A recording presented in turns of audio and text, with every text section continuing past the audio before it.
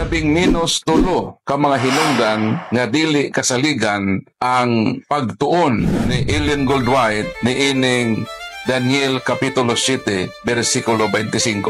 Ang una, tungod kay kining si Ellen Goldwhite, doon na kini experience sa iyang kinabuhi nga naapektuhan ang iyang ulo. Dini sa ilang librong napakusog, kini nga libro ipatik sa Philippine Bible House o ubos sa pinasahi ang kasabutan sa Review and Herald Publishing Association o gitampuhan kini sa kapin sa 165 ka mga health professionals. Unsa may ilang giingon dinhi sa pahina 16, libro ni sa mga Seventh Adventist Church o dili kini atake kay dili man atong personal kundi nagsumikad man mismo sa source sa Seventh Adventist Church. Si Ellen Goldwhite mato din ng maong libro, gibuno siya sa bato sa ulo. Og ang resulta ni ini, nawad-an siyag panimuot sulod sa 3 ka semana. So dili ni gamay nga problema. Kay ang resulta sa pagbuno niya sa iyang ulo, 3 ka semana nga wa siya panimuot. Ug unsa man ang resulta ni ini, maglabad ang iyang ulo kung mupugos siya og basa. So kining sinulat ni Ellen G. White, kining iyang pagbasa-basa Biblia, bunga kini sa paglabad sa iyang ulo. Kay mato dinhi, maglabad ang iyang ulo kung mupugos siya og basa. Dili kini personal attack, kay kung kini pang-atake personal, buti pasabot ang Seventh Adventist mao na mismo ang nangatake sa ilang magtutukod. So, dili kasaligan ang pagtuon o sinulat ni Ellen Goldwhite nga naman. Si Ellen Goldwhite mismo, bisan sa pagbasa, maglabad ang iyang ulo kung mupugos siya og basa. Ikaduhang rason, tungod kay si Ellen G. White, wala maka-eskwela og Bible School.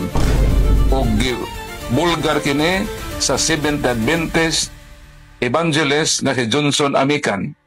Sa upat ka magtutukod sa Seventh Adventist Church, 3 lang ang naka-eskwela og Biblia. O si Ellen Goldwhite, naka-eskwela ba og Biblia? So atong tanawon ang evangelist sa Seventh-day Adventist Church na si Johnson Amican. Tanawon nato ang video. Alam nung ginagawa po yung doktrina ng Adventist ng ating mga pioneer, 4 yung ating mga founder, James White, Joseph Bates, J. Andros, Ellen White. Ang nag-aaral ng Biblia, yung 3, hindi kasama si Mrs. White. Ang nag-aaral ng Biblia, yung 3, hindi kasama si Mrs. White. Ang nag-aaral ng Biblia, yung 3, hindi kasama si Mrs. White. Ang nag-aaral ng Biblia, yung 3, hindi kasama si Mrs. White. Hindi kasama si Mrs. White. So klaro mismo sa maong video nga gipamatud-an sa Seventh Adventist Evangelist nga sa 4 ka magtutukod sa Seventh Adventist Church, 3 lang ang naka-eskwela og Biblia. Si Ellen Goldwhite, wala maka-eskwela og Biblia. So kung mao ka na, so nganong nag-interpret man siya sa Daniel 7:25 na wa man ganin na siya maka-eskwela og Biblia matod sa maong Seventh Adventist Evangelist. Alam nung ginagawa po yung doktrina ng Adventist ng ating mga pioneer, 4 yung ating mga founder, James White, Joseph Bates, J. Andros, Ellen White. Ang nag-aaral ng Biblia, yung 3, hindi kasama si Mrs. White. Ang nag-aaral ng Biblia, yung 3, hindi kasama si Mrs. White. Ang nag-aaral ng Biblia, yung 3, hindi kasama si Mrs. White. Ang nag-aaral ng Biblia, yung 3, hindi kasama si Miss White. Hindi kasama si Miss White. So dili kasaligan. Mas kasaligan gyud kadtong mga Bible scholars nga makuting nag-utingkay sa mga panid sa balaang kasulatan.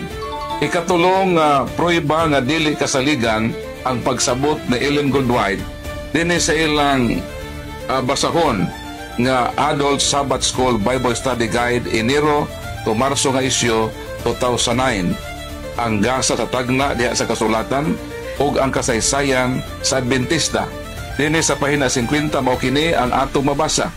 Nakahimog mga sayop si Mrs. White. So kun mao nga si Mrs. White nakahimog mga sayop ug wala siya makatuon og Biblia ug maglabad ang iyang ulo kung mupugos siya og basa nan kini nga ebidensya klaro na og tataw kung nganong makaingon kita nga sa tanang Bible scholars isa lang ang ilang gitudlo nga ang Little Horn mao si Antiochus apan nalahi si Ellen Goldwhite. Nganong nalahi siya? Ay una, maglabad ang iyang ulo. Ikaduha, wala siya makatuon og Bible school. Ikatulo, tungod kay nakahimog mga sayop si Ellen Goldwhite.